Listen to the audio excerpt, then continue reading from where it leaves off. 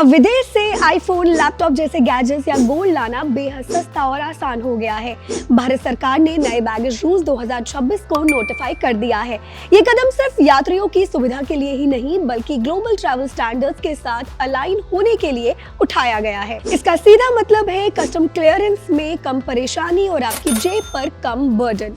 Experts का मानना है कि इन बदलावों से ईज ऑफ ट्रैवल को बढ़ावा मिलेगा और एयरपोर्ट्स पर लगने वाला समय 30% तक कम हो सकता है। अगर बात करें नंबर्स की तो अब ड्यूटी फ्री लिमिट को काफी बढ़ा दिया गया है। अगर आप इंडियन रेजिडेंट हैं तो आप विदेश से 75,000 रुपए तक का सामान बिना किसी कस्टम ड्यूटी के ला सकते हैं। यही नियम भारतीय मूल के टूरिस्टों पर भी लागू होगा, लेकिन विदेशी टूरिस्टों के लिए ये लिमिट 25,000 रुपए रखी गई है और एयरलाइन क्रू मेंबर्स के लिए 2,500 रुपए। ये बदलाव उन लोगों को सीधा फायदा देगा जो अक्सर इंटरनेशनल ट्रिप्स पर लेटेस्ट गैजेट्स या लग्जरी आइटम्स खरीदते हैं। जो लोग लंबे समय के बाद भारत लौट रहे हैं उनके लिए ट्रांसफर ऑफ रेजिडेंस के नियमों में भी बड़ा रिफॉर्म हुआ है।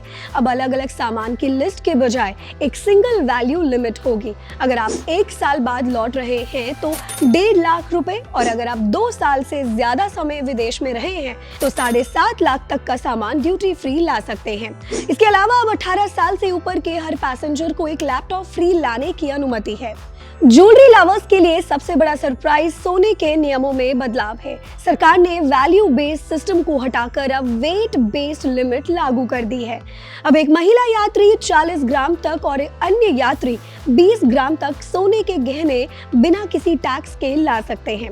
इसके साथ ही पालतू जानवरों यानी पेट्स को लाने के नियम भी आसान किए गए हैं और री इम्पोर्ट के लिए बैगेज सर्टिफिकेट की नई सुविधा दी गई है ताकि आपका सामान बेवजह ना रोका जाए। इन नए नियमों से न केवल स्मगलिंग कम होगी बल्कि यात्रियों का एक्सपीरियंस भी बेहतर होगा। ये पॉलिसी डिजिटल इंडिया और ग्लोबल मोबिलिटी को सपोर्ट करती है, जिससे भारत आने वाले टूरिस्ट और एनआरआईज के लिए पूरा प्रोसेस ट्रांसपेरेंट और आसान हो जाएगा।